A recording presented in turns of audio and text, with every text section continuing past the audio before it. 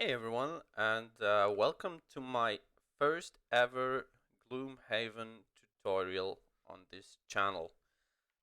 Today I'm going to show you how to set up a Gloomhaven session with the Tabletop Simulator available on Steam and the Gloomhaven scripted UI Fantasy Setup. So there's quite a lot of assets you have to load. So we will go ahead, click create single player. Obviously for this one, you can create multiplayer games, of course, if you want to play with your friends and such. We are playing 4-player solo campaign right now, so this video will mostly focus on setting up if you're playing 2 to 4 characters solo. So let's just go ahead, click single player. There should be a new menu popping up like this. Um, Before this one gets available here in the workshop branch, you obviously have to go to your tabletop simulator in Steam, go to the Steam workshop and search for the Gloomhaven Fantasy Setup scripted UI and hit the subscribing button. After this, you just restart this game in case it doesn't show up while you're already in here, and it should be here. So let's click this, and it will take a while to load all the assets. It's quite a lot, you will see that. And while it's loading, before we even begin with the tutorial, don't worry. As soon as the table pops up now, don't get overwhelmed by all the things that are on this table. After like 1 or 2 sessions, and you will slowly getting used to everything. It is quite easy. It is one of the easiest mods I have actually played, and it is amazing. I can tell you that. So, big shout out before we even start to the 2 guys, or even more guys. I'm not really sure. There's only 2 listed in the mod section. So big shout out to you guys. You did an amazing piece of work with this. It is really enjoyable playing this on the Tabletop Simulator. Great, great work you have done here. Of course, if by any chance, Isaac, you're watching this video, shout out to you too, man. You are the man. You just robbed nearly 1,000 hours of my life playing Gloomhaven. What an amazing game you have created here. Really, it's a wonderful game you have made. Thank you for that, man. So as you can see, game has loaded in. The first thing you want to do before you even start anything, this one here, rotation degrees, we'll come back to that later. This will be on 15 on your screen most likely if you are loading the first time. So I'm just gonna do the tabletop basics first before we even go into any mod specific things. And before we start this, I probably have to tell you that this video is going to be like long, really, really long. There's a lot of things that you have to learn so you can have a smooth session of playing, and I will basically go from left to right for everything that is available, and that is a lot of stuff, really a lot of stuff. So this video is going to be really long, so we can go over all the things, and there will be minor spoilers, I guess. Some spoilers can be seen on the items later. I'll try to keep this as spoiler free as possible, but you may see 1 or 2. I'm not quite sure. Just be aware of that. Yeah, I'll just try to make it as spoiler free as possible. So, obviously, this little button here, games, you will only need that if you're into the game already to save and load your games. This little button here, save and load. You can load your games here or create a new save file all the time. That's the only thing you probably want to do here. And next is objects.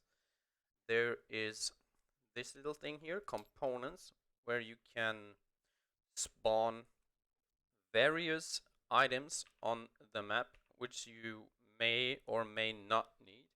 For example, you can click here and get some dices onto your table if you ever feel you need them.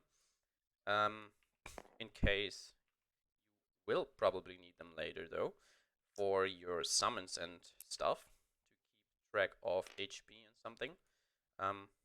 But we will go over this later, so just press delete.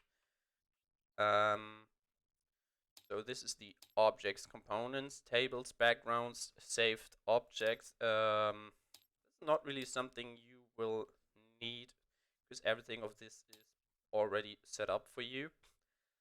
So let's take a look at the options. Game options, obviously, you can type in your name, but it doesn't really matter if you play solo. So server, the server name, this is just for multiplayer as well. The interesting things will be on grid. As you know, all the map tiles are based on different axes. So there's vertical and horizontals. And in this mod, you need to change the axis from horizontal to vertical in some cases. Some scenarios need this to happen. You will notice that when you are setting up your maps, and you will notice that doors or objects are a little bit off. Then you just change that in the options menu, and you're good to go. So next would be hands. For that to show, we will do something different first. So this one on the table, when you start the game, upgrade save is just for people who have a save game from older Tabletop Simulator games. If you're starting a new game, you probably won't need this. So you can just delete this. And there are your player areas down here. You can see my name right now onto this seat basically. So this is my seat on the table. Since we're playing solo and we are thinking about playing 4-player solo now, for example, so we want all characters for us. So let's add all these player mats.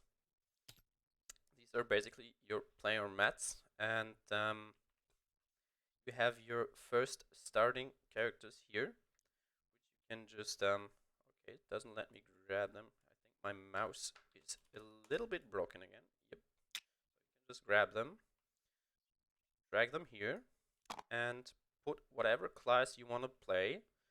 Take it and drop it onto the character board one at a time. So this one is setting up right now. You're just gonna wait till this is done, and then you can just put the next one here, and it will automatically set them up. You have to do nothing else.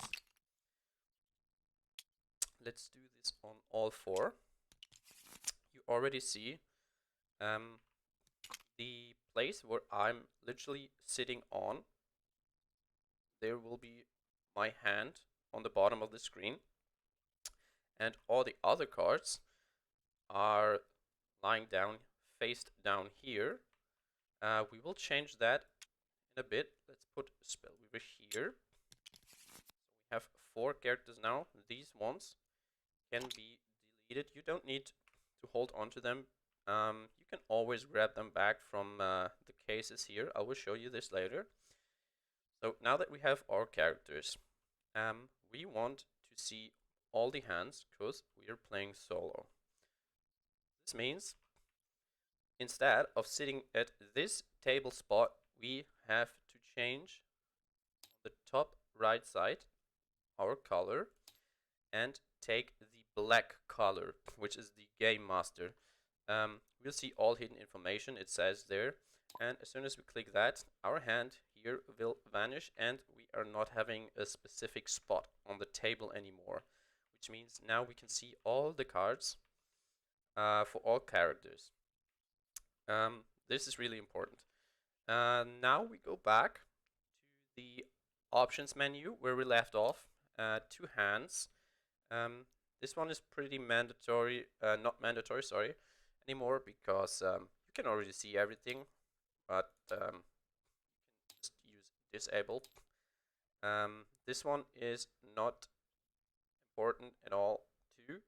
Just leave that like it is. Now we will go and check the regular Tabletop Simulator options.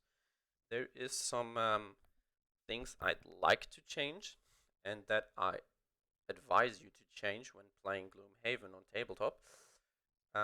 First of all, the look and movement speed. I'll increase this a little bit. If you want to go from one point to another, there is a shortcut for that, which I will show you later, but you will move around quite often, and if this goes faster, your game will obviously go faster, so just turn it up a little bit. You can play around with that just how you like it personally. Yeah, it's a personal thing. Field of view, you can see this. Do you want to see more of your map, or do you want to see less? Obviously, in my opinion, I want to see as much as possible, so this one is always maxed out. Mod caging. Of course, you want to activate this because it will speed up your mod loading a lot, as well as mod threading. These two are especially important in my opinion, because the game itself already takes a little bit of time depending on your computer setup to load. Just activate this. If you're having problems, if you activate any of these, let me know. Write in the comments. Maybe I can help you. Physics. This one is really, really important in my opinion for this game. If you turn this to full or semi-lock,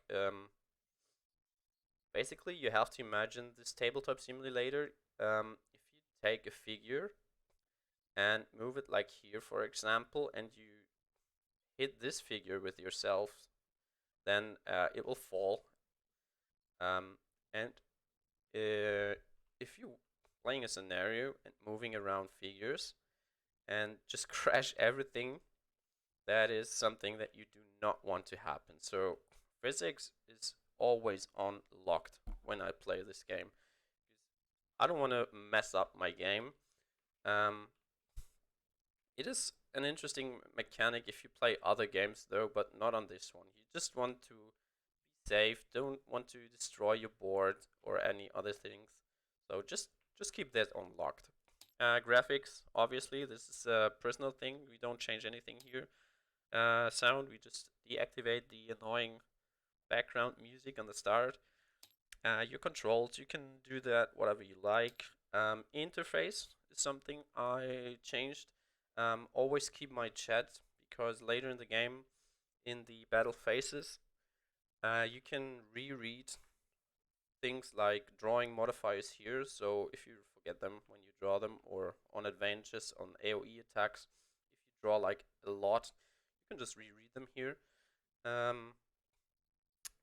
This one here, mouse pointers, is personal thing again, and this one is not mandatory. So this is the options from the tabletop simulator itself. If you have set up all of these, pretty much, we come to this one now, rotation degrees.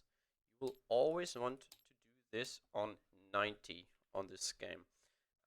What this does basically is, if you have your figure in here and press the rotation button, whatever it is, however you bind it, the figure will automatically turn 90%.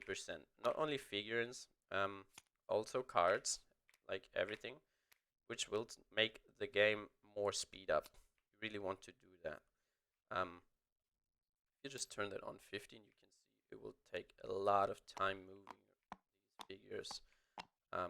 So always keep that on 90. It's also useful for later items, like as you can see, if you want to tab them later, it's an easy way to do that. Just press one button and they will automatically turn 90 degrees. Really important, really quality of life improvement. Yeah, let's put this guy here. So we can start from left to right now, because we have set up mostly everything here. I will go over these buttons later when we have the first setup, first scenario setup. So obviously you have your rule book and scenario book here. I'm not opening them now because we want to keep spoiler-free video. And even though they're here, I am not using them in the actual game myself. Because you can just open them up in your browser as a online PDF, both of them, and just go Alt Tab through them, because the Tabletop Simulator is so easy to Alt Tab. It is easy and quick, and it's much faster than viewing them directly in the game. I can tell you that. So yeah, you can use them. You don't have to. Personal preference again. So let's go over here.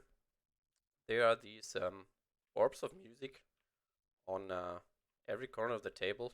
You can right click them for looping effects. Like there's gonna be some music. Let's try out some music. Maybe it's annoying, maybe not. I don't know. I'll mostly never use this. Let's see. Then there's your folders here for your unlocked characters. These are the starting 6. You can always draw one of those here. If you... Okay, let's turn off this music. It is really annoying, as I said. You can always draw them here in case... Oh, put that guy out. You have to hold left click if you want to pick something up and put it somewhere else. If you fast left click on something, you will put something out what's in the envelope, basically, or in the thing, whatever it is, an envelope or a box or something. So just in case you deleted all your starting 6 for whatever reason, which was in the middle of the table, you can always like draw this little envelope here. You can see there's a 9 before the brew. This means there's 9 items in this bag. Right click and search, and then you can see all the items that are in here. Yeah, you can always like draw them out if you need anything. If you accidentally deleted anything important, there's always a way to get it back. So at my first games, I deleted or moved so much stuff by accident. Don't panic. You can always reset it. You can always get it back. There's always a way to fix it. So don't worry.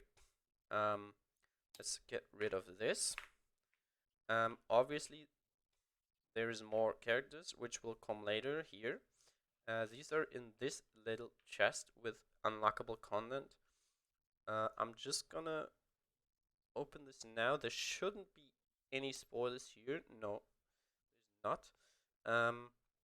So there's your locked characters. This is the instructions manual, obviously. The treasure index, which is in the scenario book. Also, you probably don't need this. Opening conditions is something I like to have on my map when I play. You just drag it here and leave it there. And can click it, obviously, if you finish something. If you're on a checkbox or anything that you can click, you'll notice this red button popping up. So every time this is the case, you can press it and something will happen. town records, sealed envelopes, the new class which I just spoiled the name of, but it is visible anyways on the expansion. So yeah, so there's all the unlockable stuff in here, solo scenarios, the characters. So let's close this. Play areas, player mats in case you accidentally deleted something. The player 1 to player 4 attack modifier decks, in case something goes wrong here too. The XP, HP dials, they are already set up for you with each characters, but yeah, just in case they go something goes wrong here too. There's always the possibility of just resetting everything, so you can't really fuck up this game. Um, there's these little buttons here. I never use them. They're eating so much resources from the computer. Basically, if you press them, there's snow, rain, fog, or anything else will come on the board. Yeah, I feel like if you're into role playing, you can just press that. Maybe your PC can handle it, maybe not. I'll basically never use them. On the left side here, your party sheets. You can enter your name here, fabulous, for like that. Locations, you have to manually enter them. Unfortunately, there's no list from where you can choose from. I rarely do this. Your party reputation, obviously, it automatically calculates the modifier, so this is fine. Some notes if you need them. Party achievements, and now here, this little space here is important. Um, there are some things that are not scripted and some things that are scripted already, and this one is not. So even if you have your individual character sheets here and you say this guy is level 5, as you can see, this one is scripted, of course. You will always get to the minimum XP needed for that level. It will not automatically add your characters here. You always have to put them here. So let's say Spellweaver is level 5, and your other character is 2, this one is 1, and this one is 3. It will calculate your average party level and give you the recommended scenario level to play with. And this one here is the difficulty. It doesn't look like a button, but you can actually press that to make the game more easier or harder. So for my playthroughs, for example, I always play on hard because of the solo play, to make it a little bit more challenging. And this scenario level is mandatory for the game if you set up scenarios later. It will use this number to calculate the monster level, trap damage, and stuff. So we have this side completed. There are the items here. We'll go over them soon. Here's the map tiles. You probably don't need them in any case because the mod itself will set up the map tiles for you for every scenario. And then there's these little colored boxes here. There's everything in here you need. Treasure chests, scenario 8 tokens, objective tokens, terrain, doors, obstacle, traps, and. Some of them you might need later. For example, if you play the Tinkerer, for example, this is spoiler free, of course. And if you play like something like this, and it says create a 6 damage trap, you obviously, this is not scripted. You have to pull out one of this infinity. The infinity symbol on top just means you can use them at any time. They're never run out. You take this trap, oh sorry, get in there, hold it a little bit, then you just drag it here and right click, search, and you have all your traps here in case you need something like that. Just pull it out, put it here.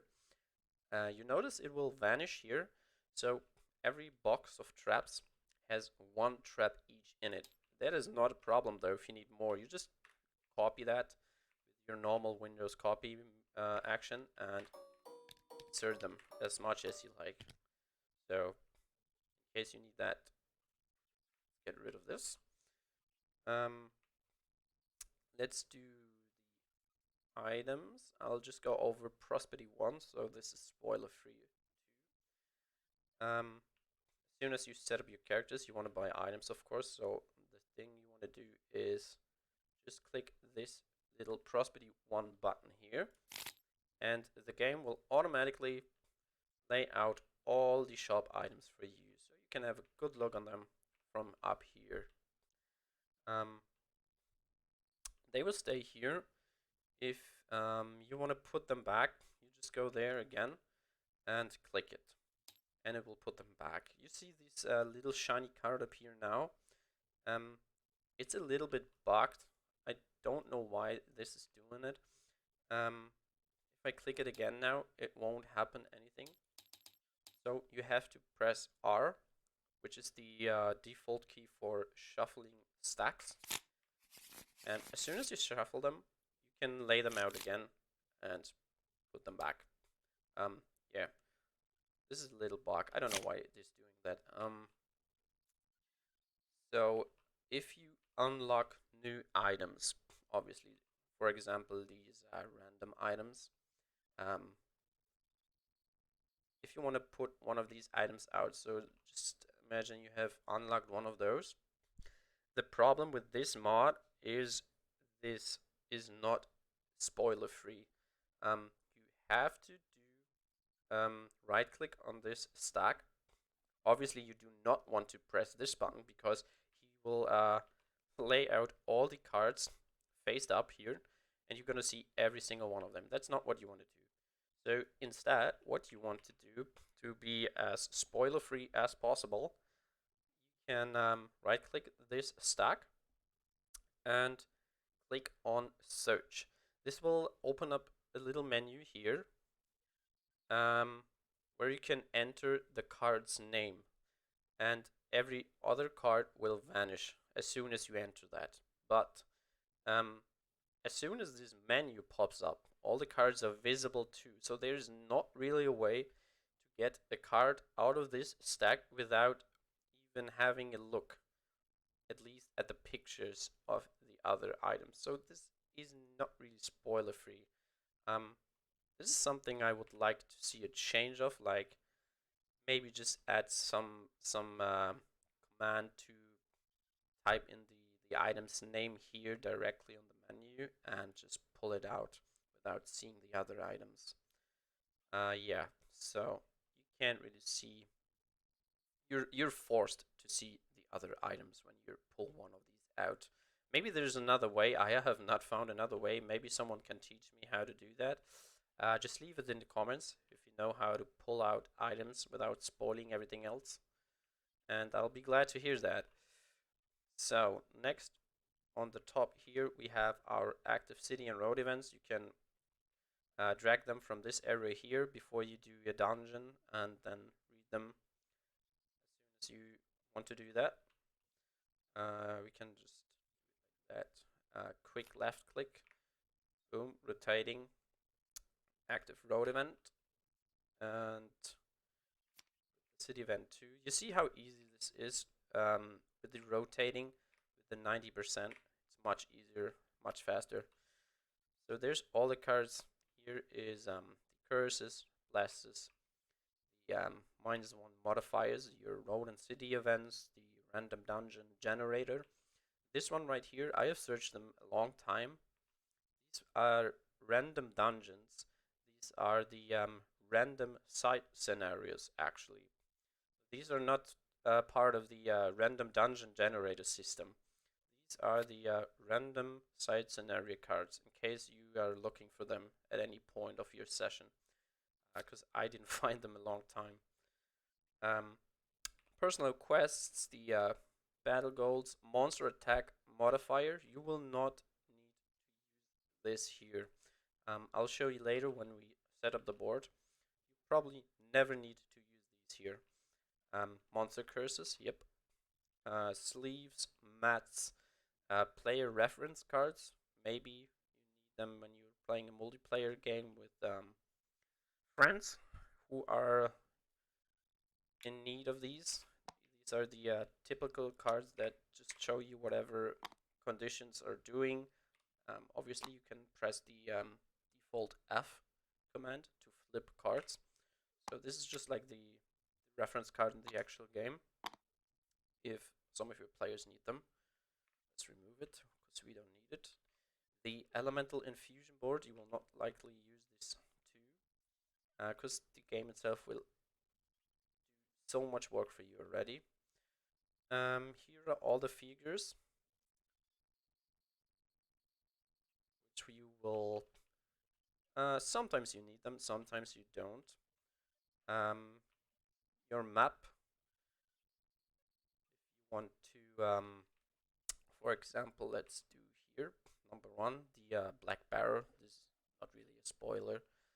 You can see that. Let's just for fun open the scenario book. So like the first page should be spoiler free, I believe. Yes. You can see your first new location, Black Barrow, and your first global achievement, City Rule Militaristic.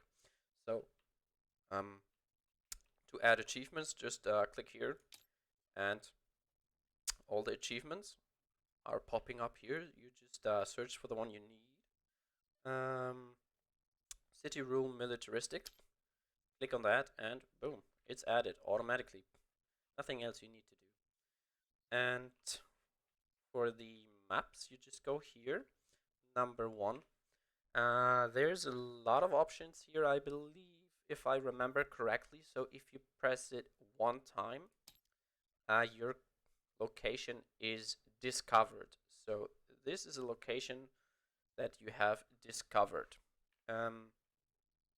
If you want to remove it because you accidentally put it there for some reason, you just right click it and it's gone. So 1 left click is adding the map.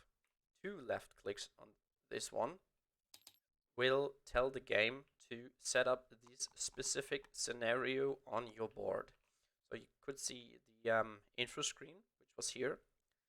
It will set up the game board, the monster sleeves, and the page in the scenario book, which is adaptive to the scenario.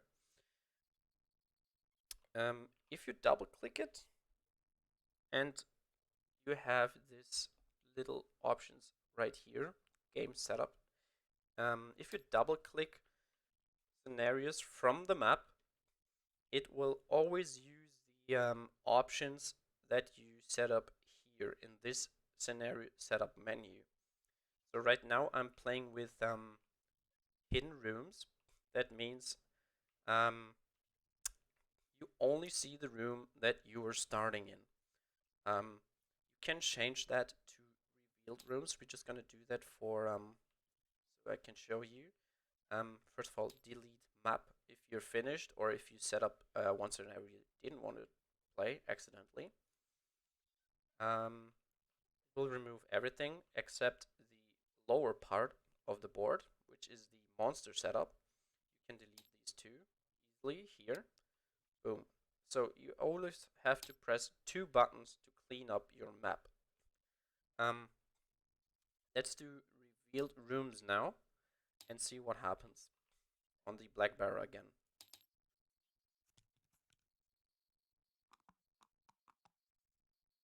So there's a little spoiler now incoming, because you are able to see some things from the other rooms. So let's have a look here. Which this setup is doing is basically it will set up all map tiles provided by the scenario, all the doors, traps, obstacles, gold, and chests. Not the monsters though. I think both of these options are not the way it is written in the rule book, in the official rule book. So rules is written. Basically, what you do, what says in the rule book, is you place all map tiles all the map tiles provided by the scenario, and the doors, and everything from the first room. So that would be rules as written. This is unfortunately not possible in this mod, which I really hope that they will change that later somehow. Because if you play with revealed rooms, it's really bothering me that you can see the traps, obstacles, gold coins, and um, mostly the chest. This is really annoying. I don't want to see that. You don't want to spoil yourself with that. Um, so let's delete this again. Um, I'm playing with hidden rooms all the time.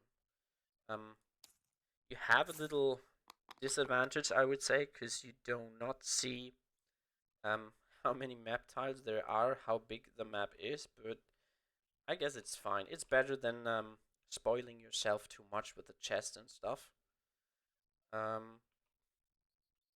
Every time you set up the scenario map, there will be um, the corresponding scenario book page opened automatically and placed here, which is a spoiler itself again. So what I like to do is um, pretty much I'll always delete this because you can see the mobs also, which is a huge spoiler. This is one of the fun things in the game. So you're opening doors and you don't know what's behind that. So this one is pretty much spoiling everything, and you don't want that if you're playing scenarios you haven't finished yet. So yeah, the thing is, what I am doing in my playthroughs is um, I have the scenario book, as I said earlier, opened up as an online PDF, just in case I need to read something about special rules, something. And I mostly use the Gloomhaven scenario viewer on my mobile phone, which pretty much covers the map, and you can only see the map tiles. So basically how it is written in the rules officially. So if you don't want to see that, you notice you can't click it, you can't drag it, because this is locked as soon as you set up the scenario. So you just go right click it and delete it here, like that. So spoiler free now.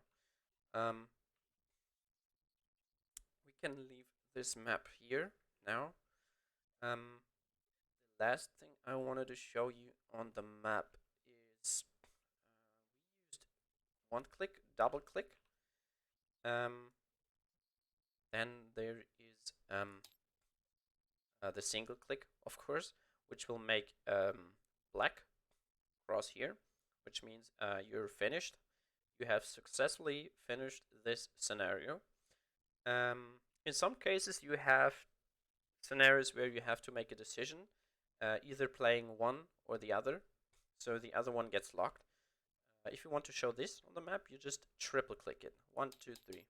So this one will get red. That means basically this scenario is locked forever in campaign mode, obviously. So you can never play this again. So much for the map. It should be everything covered here. So we can go to the actual play area.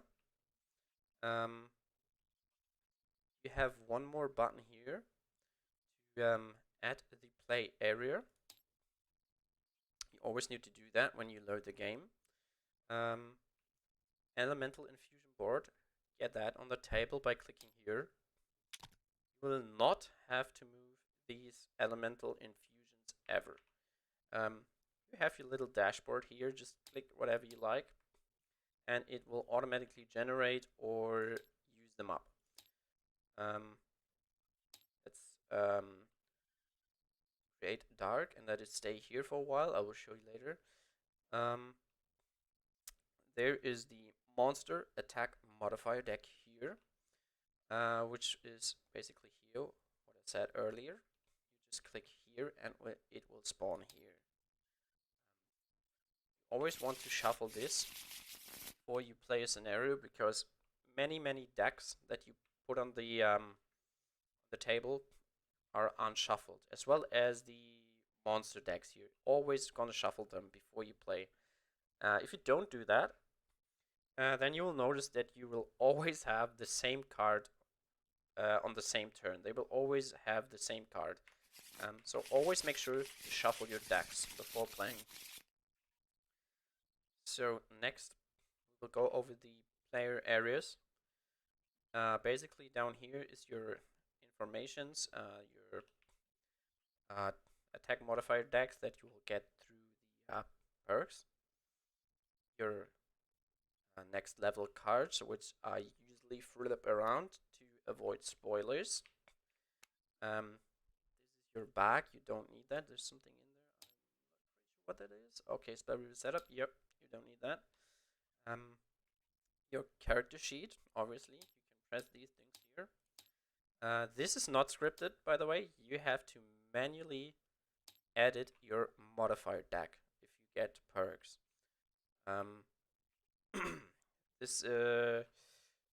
So everything in Tabletop Simulator you can drag and drop, right?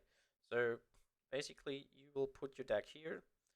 Let's assume we got a perk like this, remove 4+0 cards. So just drag your attack modifier deck down here, click search, and 1, 2, 3. Okay, you have to put them a little bit here, because otherwise they will just flip into the envelope. Let's get them out of there. Like this. Then you got your 4 minus. No, it is +0. Sorry, +0 cards. You can actually put them in here. Yeah, why not? You can delete them or put them aside, put them in the envelope, whatever you like to do. I'll just put them in here. So now you can see the number 16. It is 16 cards now.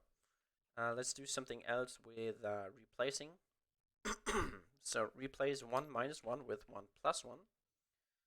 So we search the deck again and remove 1 minus 1 like this, and search this and add 1 plus 1 like this. You can either put it directly on here or here, whatever you want. So let's flip this, put it here, shuffle, and put it back here. You're done. Yeah, this is basically what you have to do with your perks as soon as you get them. XP notes, gold notes, you all have to manually add this. If you pick up gold, it will not automatically add that. Neither will XP increase when you play cards that grant you XP. Items, obviously, if you save your game, you do not have to write them down here, because they will always load back into the game as soon as you load, and they will stick here. So this is not really mandatory. So right here we have our level 1 and X cards. So basically this is your main hand. You can see the red line here. This is your hand area. You will keep your, I believe, Spell Reaver 8. She has 8 cards, so this is all her cards she have on level 1, all your level 1 and X cards. So you will have to have 8 cards here if you start a scenario. So what you're gonna do is you can press Alt to make the card bigger so you can see what it actually does, and decide what cards to keep and what cards to basically get out of your hand. So if you decide to get one card out of your hand, what I like to do is just put it here on the bottom part. This is kind of like your backpack, you can tell. So let's say 2 more cards out of there. So let's take these 2 cards out. So this is your opening hand. This is your backpack. I'll always keep my level 1 and X cards here. This is basically your card pool. I'll keep my personal quest here, my battle goals for the scenarios, and my unused items if I have two items of the same types, for example, that I can switch out between scenarios. Like this is kind of like your backpack. You will keep all unused items here, which you can switch out later. This goes for every character, of course. As soon as you're finished with that, you pretty much are good to go with playing. So obviously, before the first scenario, you're gonna buy some items. This is really easy too. You just lay them out like I showed you before. Let's imagine we are buying this hide armor for the brute. We just drag it here, 10 gold, which you have to manually decrease or increase, counting in the shop price modifier by yourself. This is not scripted, so basically this would be 10 gold. As far as I remember, every character starts with 30. So if you right click this plus, it will add 10. One click is 1. So 10 gold for this armor. So minus 10. This is the way you buy items. You notice now all the time I'll show you guys something. I have to move a lot over the whole table. There's an easy solution to this. What you want to do is put your camera how you like it. Basically like this, for example, this is your character number 1, so you press Control 1. It will save this camera view as a macro, basically.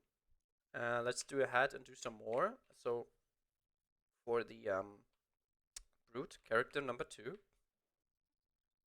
so we press Control 2, Control 3 for this one, and Control 4 for this one.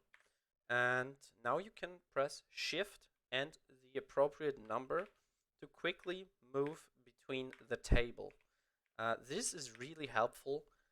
It will save you a lot of time, guys. I will promise you that.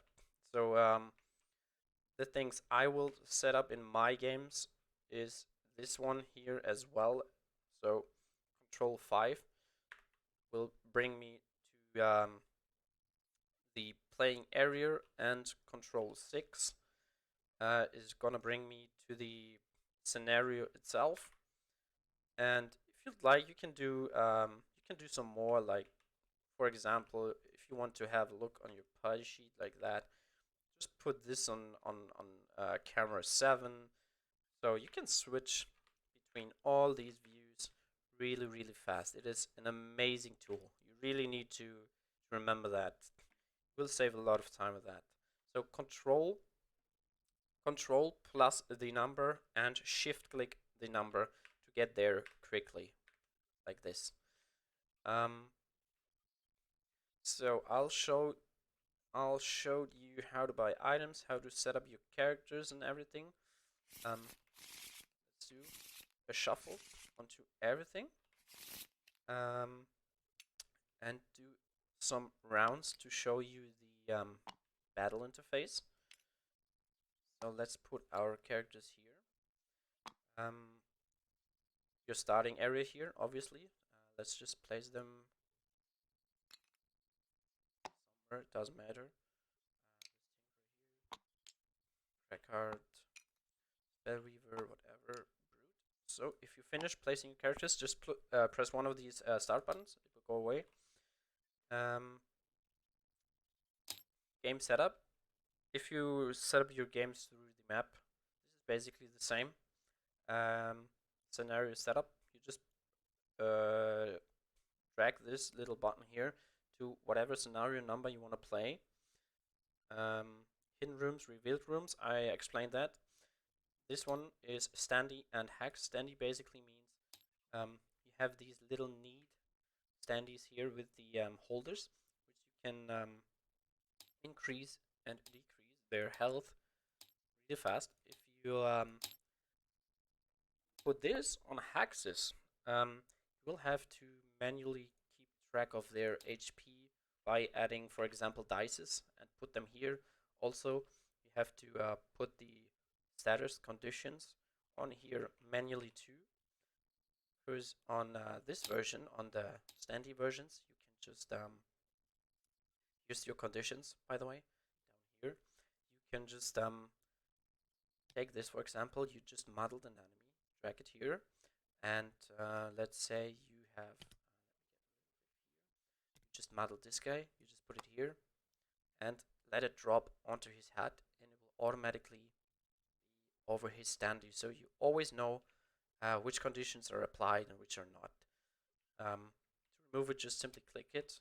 It's really easy. It's really a good quality of life. Really great. Well done. You probably want to turn your characters for sure, so you can read those better. The HP tracking. Did I miss anything else? We have the modifier decks ready. We have the guards ready. We have our modifiers ready. So let's do. This guy has 10 cards. 3, 6, 9, 10. So 3 of these will go into the backpack. Scoundrel 11, 3, 6, 9, 10, 11.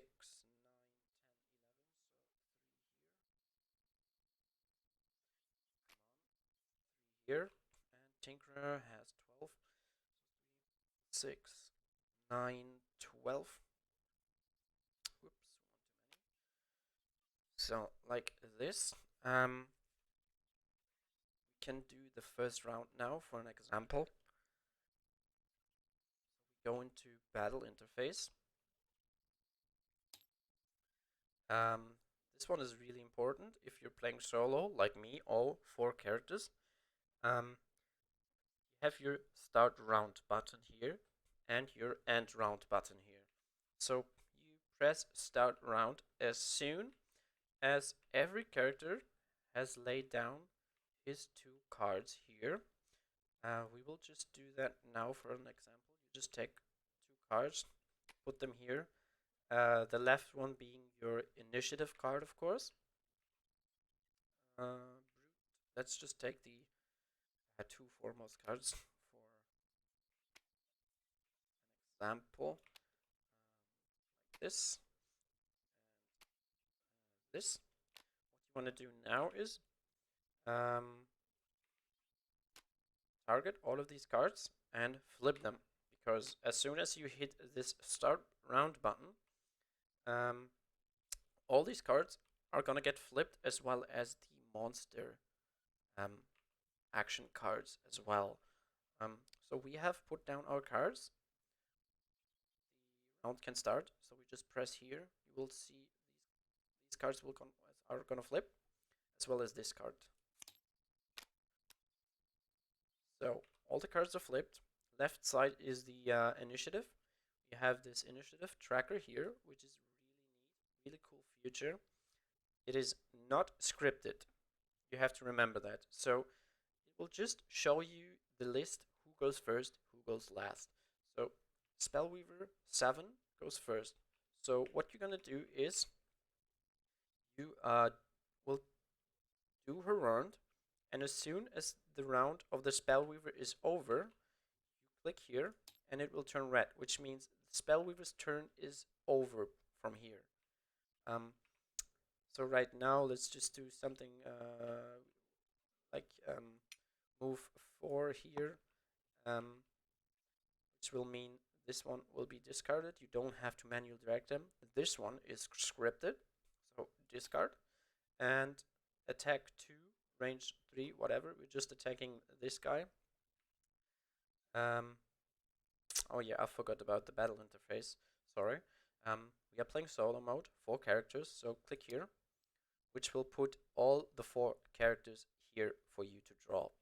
So you obviously have to remember Spellweaver is player number 1. So if you do an attack now, will draw an attack modifier from player 1's deck. So you click here, it will show here -1. If you don't read that fast enough, that's why you always activate the chat. You can always reread it here, down here, so -1. And then you have to manually click here to do the damage. So in my case, it would be 1, obviously. And then you either discard the card, lose the card, or put it in your active area. I'll just click here now and see what happens. It will be in my active area here. And if, for example, this card runs out, or as you know, you can discard any active cards always, whenever you like. So you can drag them to lost or discard whenever you like on your turn, like this. So let's just imagine all our characters, Brute, Tinkerer, the guards have acted, we just imagine that, and the Crackard all did their turns, and darkness got created. So that would mean the complete round is over. So you press end round and it will automatically clear up your whole board. So this card will go under these cards because it doesn't have a shuffle symbol. If there is a shuffle symbol on this card, the script version will automatically shuffle these. The mod will automatically put your strong elements to waning and your waning elements to inert. So you don't have to do anything here. It will shuffle the monster modifier if you have drawn a shuffle one, so you don't need to do that either. Up here you see the life and experience. This one is not scripted, as I said earlier, so if you want to give Sperry with some more HP, you have to click it. You can go beyond max XP, which is of course not possible. So let's go down. You can press it here, or if you're on the board, on the figure itself. Same goes with XP. Give them as much XP as you like here for all characters. Let's press end round now. You will see this one will get cleaned up. Okay, this will go to waning. This doesn't get cleaned up. Oh, sorry, it's not a shuffle card. Of course, it's not going down there. So this is what I do in when I play the actual board game. I'll put these cards under this stack, but the game just let it here, so no problem. So these two buttons here, sort hand, pretty easy, pretty straightforward. If you click that, it will sort your hand based on lowest to highest initiative. Very useful. Always do that after a round. So you have a better overview of your initiative cards. Long rest is pretty straightforward too.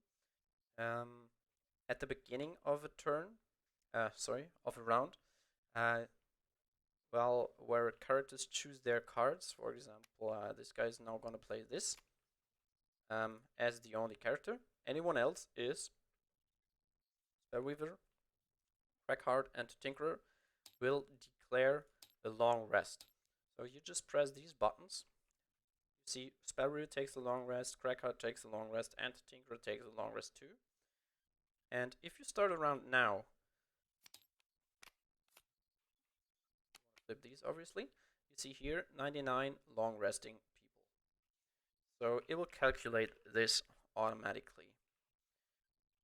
By the end of the turn, when the long rest is happening, you obviously, this is not scripted too, so you have to take all your cards, put them in here.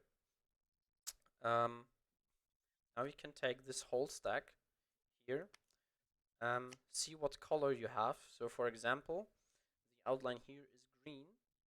So Tinkerer is the green player normally, but you're the game master now, that's why. And deal all these cards back to green. with this button. It goes really fast like this. And you can throw the hand again, and you did a long rest, so you have to discard one card to loss, just like that, and you're done. Boom. So, do we have anything else really important? If you play with friends, for example, or alone too, there is some neat functions like the tap button. There will be a bouncing arrow like that if you want to declare something. This is really neat. I often use these when I play with friends to show where I'm going or what to do. If you click here, obviously when your character moves on to that, you click open. So the next room will automatically be set up.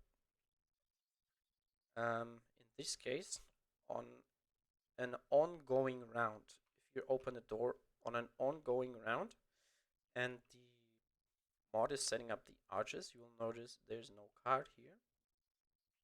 You have to manually draw one of these cards, shuffling before, like always. It will automatically add in the initiative tracker. You will see that now. So it will recalculate. Arches is 31, and it will place them in here automatically. What do we have next? Let's get over these tools real quick. There's some interesting tools here. Obviously, this one is the one you use most. You can go around here with the F buttons. So, for example, I'll use this one quite often, the line tool. This is especially useful if you're having ranged or line of sight problems. So, for example, let's put this guy here, and you're not sure if this archer can hit your brood from there. So you just press either F4 or you hold the tab button, which will draw a line like this. So rules as written say if you can see from one point of the hex to another corner of a hex. So basically I'll just take this corner and draw a line here. And boom. As you can see, this archer would see my brood for sure. What about this guy? Would he see the crack heart in this case? I'm pretty sure he would see him. Because you can draw a straight line from this point to another. But he's not able to see this guy because there's obviously a wall here. So this one, I believe, is the Tinkerer, right? Yeah, you cannot see the Tinkerer like this. Pretty neat tool. I use this quite often. Holding tab or pressing F4 is the way to do that. If you click tab once, this is the button, the arrow, sorry, that I already mentioned. Rest of this is not really mandatory. You'll most likely never use these. Decals.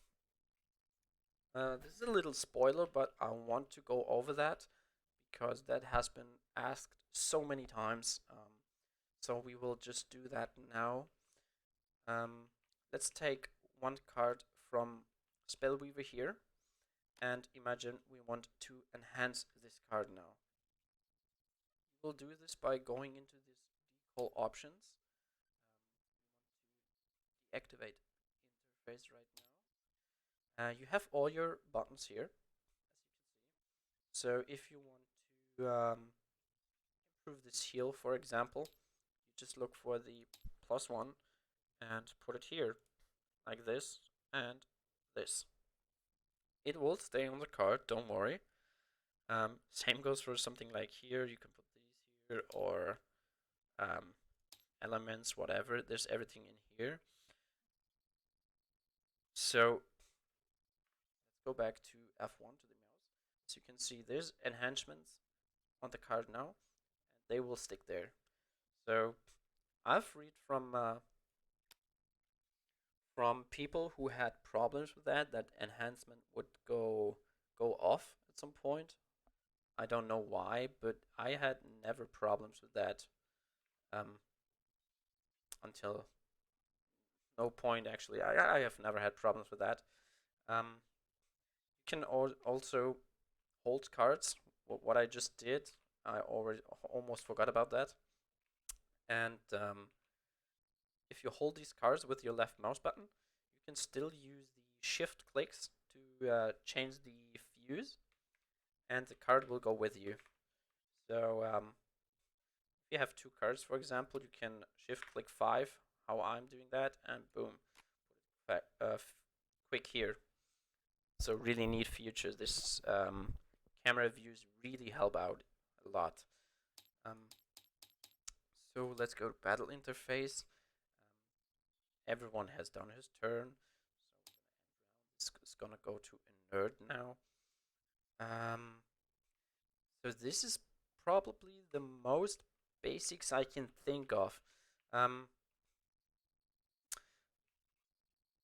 can do. Oh yes, this is really important. I almost forget about that. There's some things on the table which are unlocked, and you can accidentally move, but you do not want to move that. For example, the character mats. So if you go over them, you can see the outline. If you press L now, it will be locked in place, so you can never move that again until you unlock it. Like that. So you really want to do that so you don't accidentally move this around for some reason and screw up your board. So there are other things that I always lock. For example, the character sheets, the envelopes, and are there anything else that I always lock? I don't believe so. This elemental infusion board is already locked. Sometimes this infusion board is unlocked. I don't know why. So you better lock that in place. Um, yeah, locking things in. You can lock. You can basically lock everything in you want, but this one is especially important. You don't want to drag that around. So lock that in. So let's do something like we are done here. Let's just imagine we have won this scenario. We can open this. We have a little spoilers here. I'm sorry for that. It's inevitable. You have chests here. If you pick them up with your character, you can just click them. Here they are. Number 7. So you can drag that to whatever character picked that up and look it up in the scenario book to give it to him. Now, if we are finished with the scenario, what you're going to do is take your characters and put them off the board. Like this. You see they automatically change directions again. They always look forward. So what you're going to do is go to game setup. You're finished. You have everything cleaned up. Delete the map. Monster setup. Delete everything here as well. I already forgot to remove these cards.